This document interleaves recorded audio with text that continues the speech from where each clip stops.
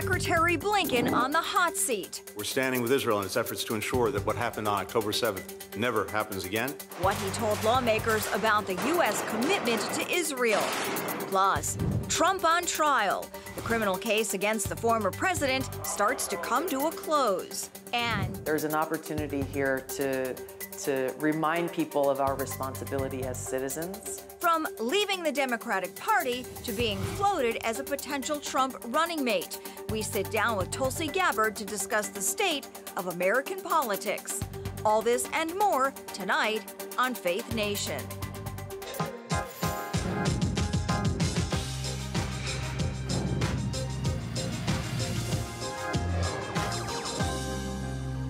Israel and its allies on the offensive, rejecting charges of war crimes in Gaza. Welcome to Faith Nation. I'm John Jessup. And from the CBN studio in Washington, I'm Tara Mergener.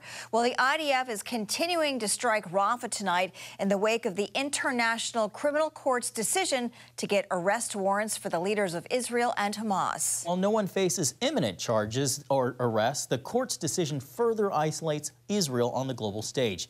Today, Prime Minister Netanyahu called the charges anti-Semitic. He's creating a false symmetry between the democratically elected leaders of Israel and the terrorist chieftains. That's like saying after 9/11, well, I'm issuing arrest warrants for George Bush, but also for bin Laden. Or after in World War II, well, I'm issuing arrest warrants for FDR, but also for Hitler. It's a hit job. Israel is facing more backlash today, this time for seizing broadcast equipment belonging to the Associated Press. Now, Israel claims AP broke the law by providing images to Al Jazeera, whose offices were shut down earlier this month for alleged national security threats.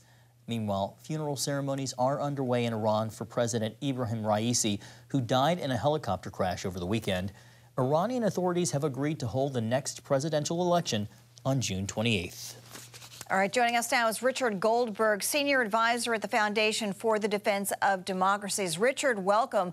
What is at stake in Iran's next presidential elections, and what could a new government mean for Iran and the wider Middle East, for that matter? Well, two things to remember. First of all, the country is run by the supreme leader, not the president. And so that is the head of state.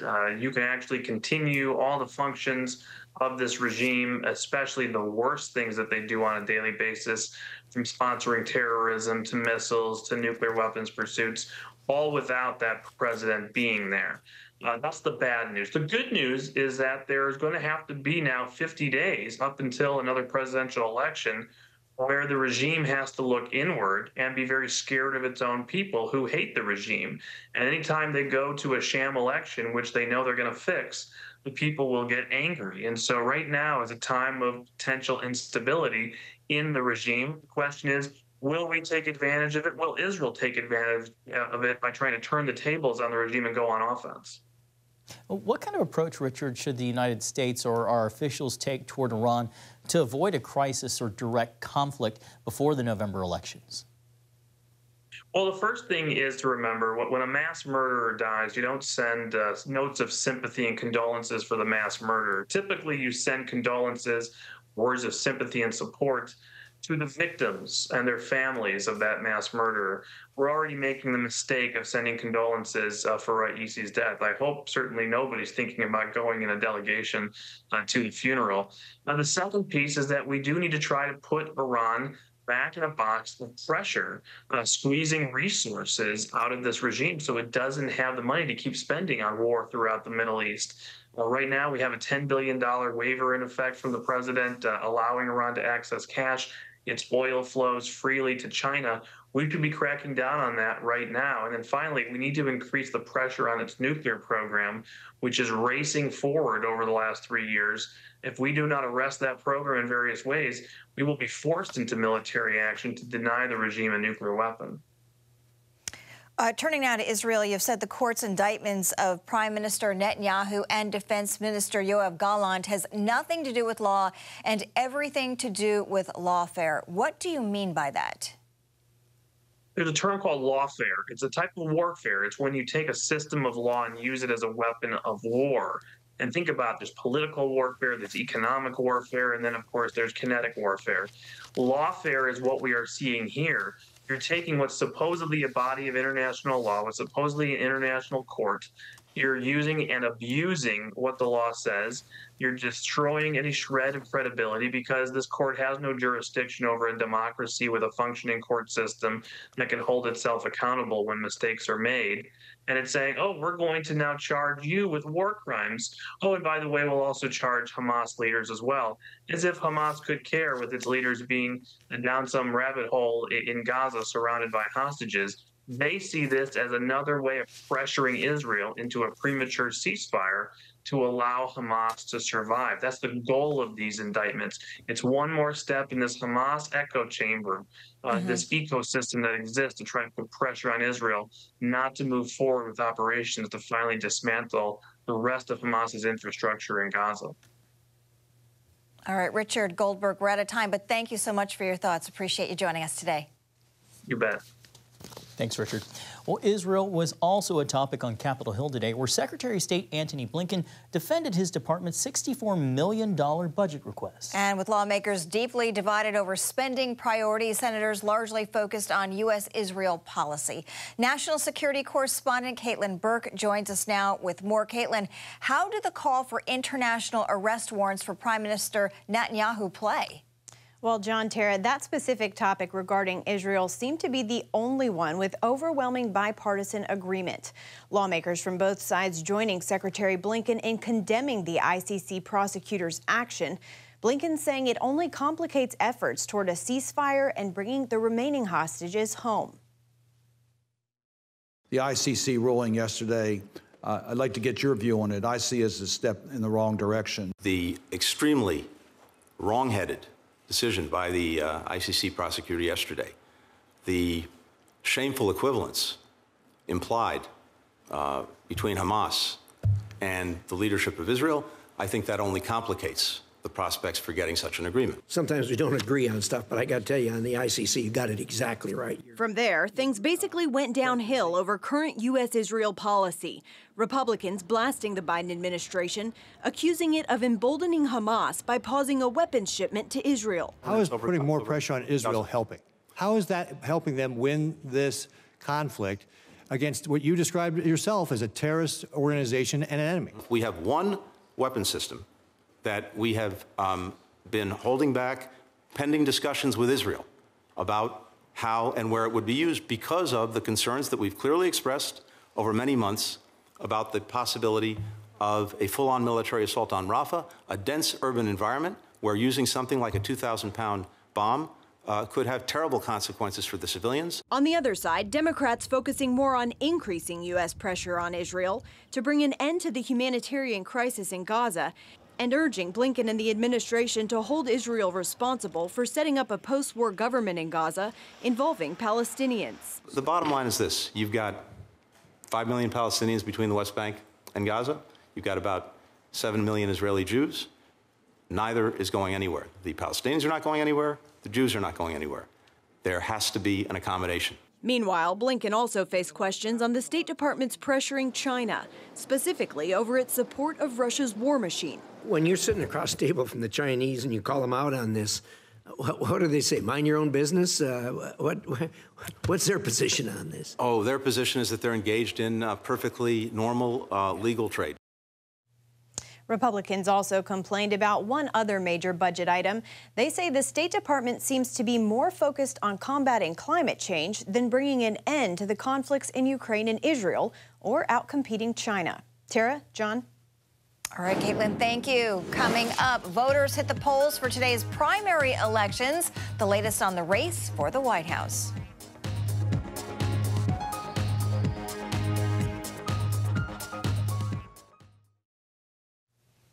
Welcome back. Donald Trump's defense team rested its case today in the New York State criminal hush money trial just one day after prosecutors wrapped up their case.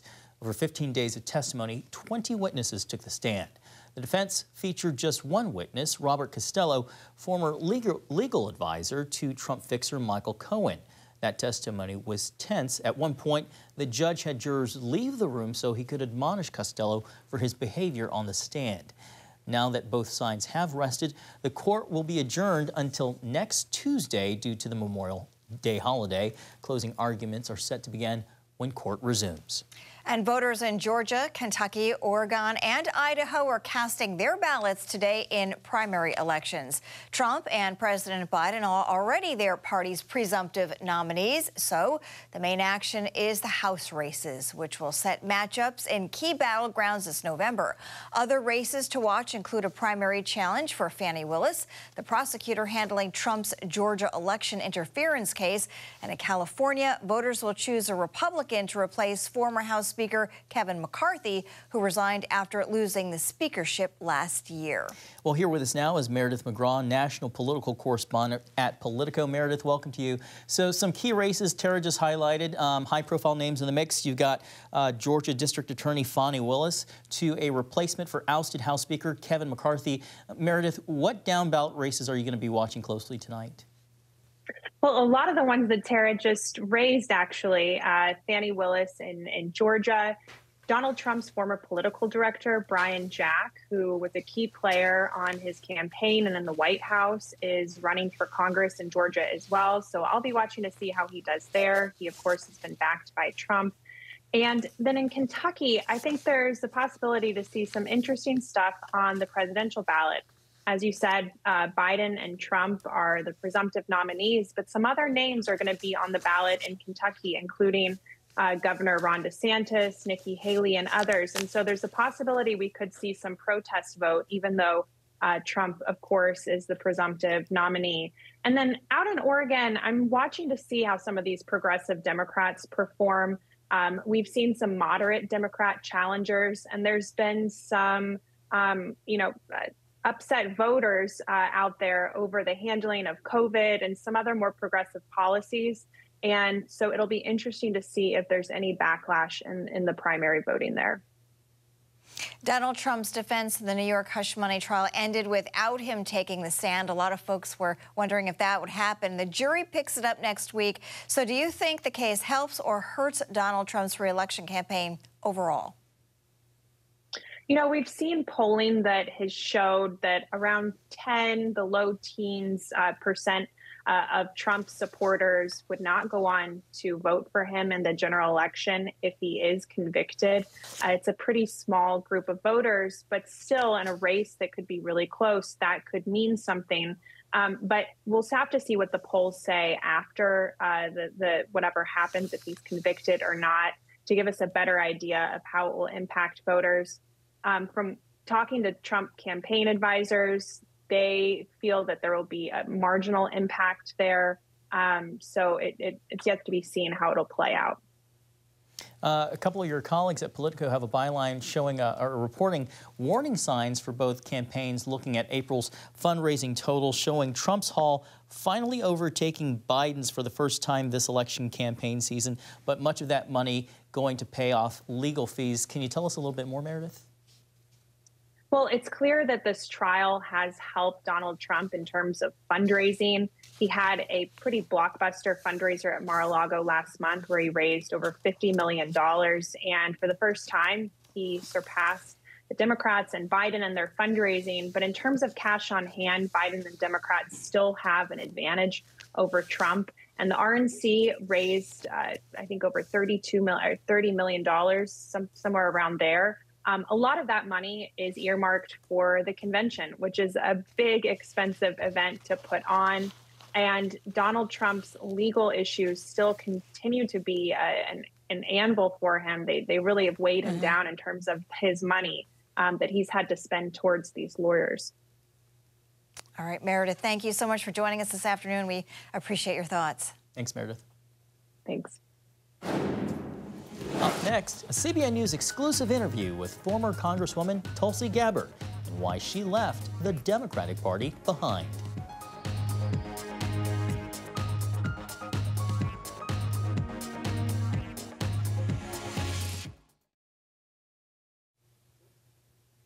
The first presidential debate is just weeks away, but voters don't want to see just Donald Trump and Joe Biden on that stage. A new poll shows 71% of Americans want candidates from other major parties to join the face-off. One example is Robert F. Kennedy Jr., who is running as an independent.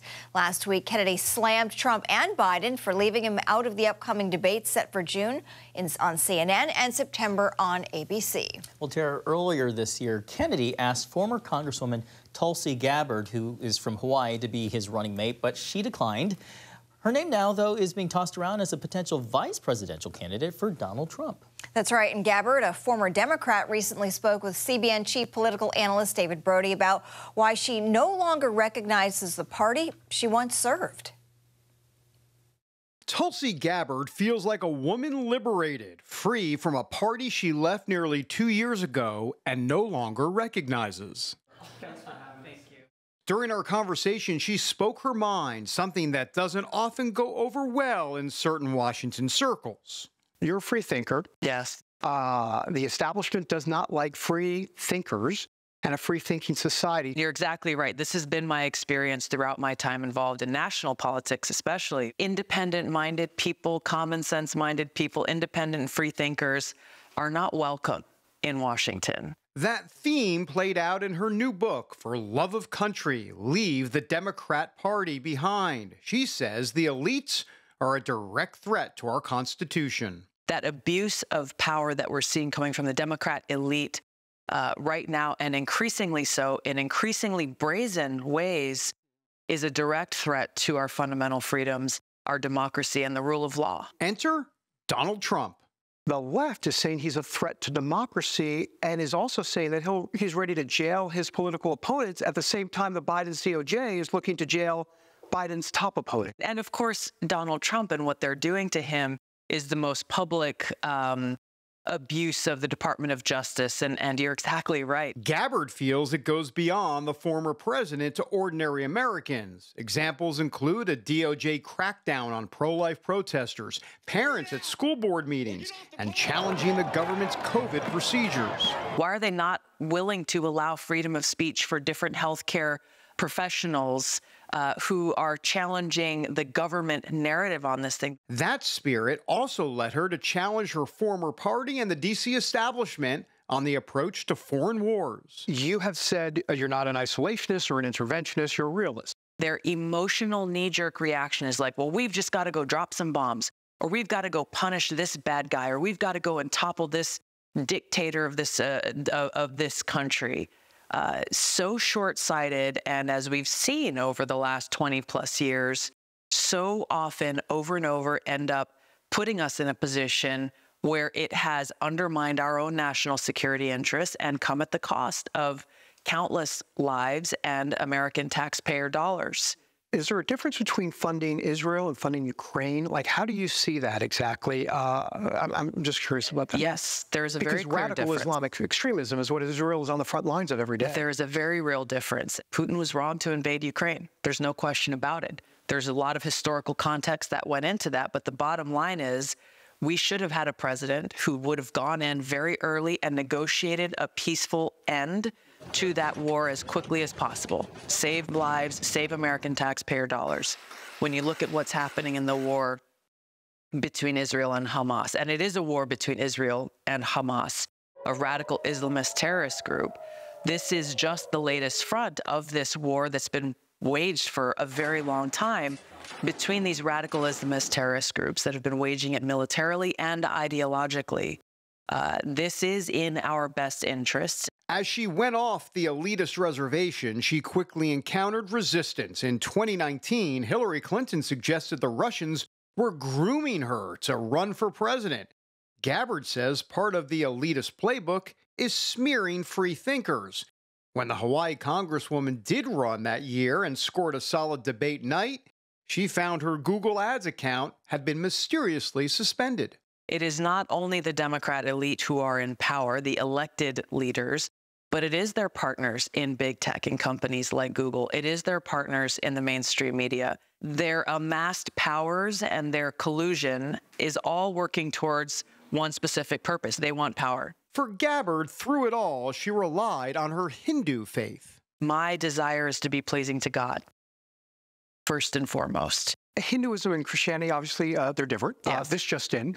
Very different, actually. Well, I think I'll just point out Hinduism is probably one of the most misunderstood religions. Okay. It's, for me, really more about a spiritual practice. Speaking of God, the Democrats and God, you talk a lot about that in this book. You say they walked away from God. They walked away from objective truth. Yes. To make the case, she talks about the Democrats intentionally blurring the lines of two genders and supporting what they label gender-affirming care. They themselves are removing these guardrails in our society that the truth then becomes whatever they deem it to be, putting themselves in that position of trying to be God. Is it a form of child abuse here? It is. It is clearly a form of child abuse. Them targeting the most vulnerable people in our country who don't have the ability to, as an adult does, to make clear decisions for themselves. Her message proclaiming common sense and free thinking will be on display during this 2024 campaign season. Could it be as Trump's VP? Her name is out there. For me to be in a position now where I can reach out to and connect with folks who may not have ever considered voting for a Republican or voting for Donald Trump before, there's an opportunity here to remind people of our responsibility as citizens to put our country first. And when it comes to Tulsi Gabbard, she's seeking to make it loud and clear that it's not party first, it's America first. I wrapped in the spirit of aloha. Thank you. Perfect. Thank you. Aloha. David Brody, CBN News, Washington. All right, coming up, an elementary teacher is taking her class to school in dance.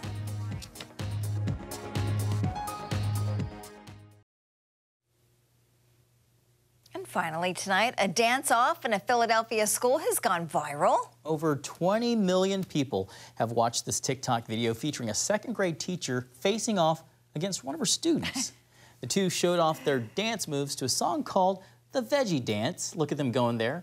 The teacher, Regina Laurie, thought it was a cool way to add some fun to the classroom, so she did what any teacher with a bachelor's degree in dance would do. Look at her facing off right there. And showed off. Those are some moves. Showed off her class. She still has the moves, as you just said. Clearly. Challenge is what she's saying right I want to hear the song. Yeah, I want to hear the song. I want to see all the moves and the kids' reaction. Thanks for joining us. Have a great night.